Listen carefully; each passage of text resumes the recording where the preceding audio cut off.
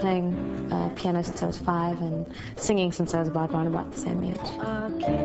My aunt was the church organist, and as a little girl I'd go with her to church and I'd sit on the organ bench next to her and really marvel at how she would play all the different pedals and all the different notes at the same time. So I then took some lessons with her, but I was a very feisty 5-year-old, so unfortunately I had to have an external teacher that wasn't a family member. My grandmother had this beautiful passage, and I'd come walking down the passage with the microphone, you know, pretending I was like a big star. And I was saying to them they have to throw money, you know, so I think that's kind of where it started for me. My mom, she always sang to me before I fell asleep at night. Lots of Roberta Flack, Dionne Warwick, Sarah Vaughan. My dad also plays the alto sax and was in a band in the 70s called Big Daddy. So that's really, I think, the earliest jazz influence I had. It's difficult to start forging a career because it's not always what you expect it to be doing. But it takes time, and you know, you enter competitions and you do auditions for shows. I distinctly remember an audition for the SABC Woman of the Year Awards. I auditioned and I sang Summertime.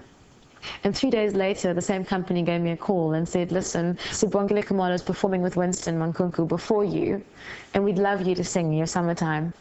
And that essentially became my big television break. And then from there, I worked with Jimmy Tlulu on one of his songs on Afrocentric. And then I had the Old Mutual Jazz Encounters, and I really wasn't going to enter this competition. And I won for the Best Jazz Vocalist in 2002. The process of making Zillion Miles really was a journey, and hence the title, because it really was a journey. I learned so much about myself as a musician, as a singer, as a songwriter. When it came out, it really, you know, made people identify with the trip that I was on as a singer and as a musician and as a human being at the time. That was my debut album as a solo artist. Not wearing a seatbelt. It's been really incredible to be an ambassador, you know, of South Africa and South African music when you go abroad. I feel like our heritage and culture has nothing to do with a skin tone. I really feel like it's got to do with South Africa and being South African. Really trying to, you know, hold the flag very high, singing the national anthem, singing a lot of South African jazz repertoire. Always very nice and very proud moment when you're overseas and you're able to kind of say, this is my culture, this is where I come from. I really see my part in South African jazz as a hybrid, really.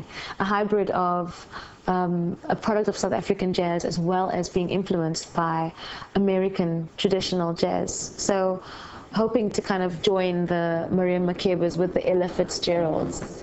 Baby grand, but it won't be the ransom. You can really express yourself with jazz. You're not limited in terms of pitch or melody or rhythm. It's like jumping on a train and you have no idea where it's going to go to. And sometimes it can take you to the same place, but most of the time it takes you to an unimaginably beautiful place that you never thought you'd land up at.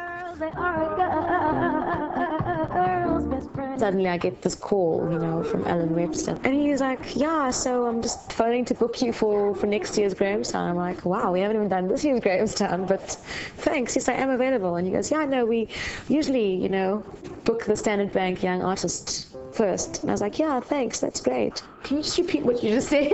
I was in such a different space. I feel like I have a lot to learn, and it's given me such a beautiful kind of springboard to take myself to the next level.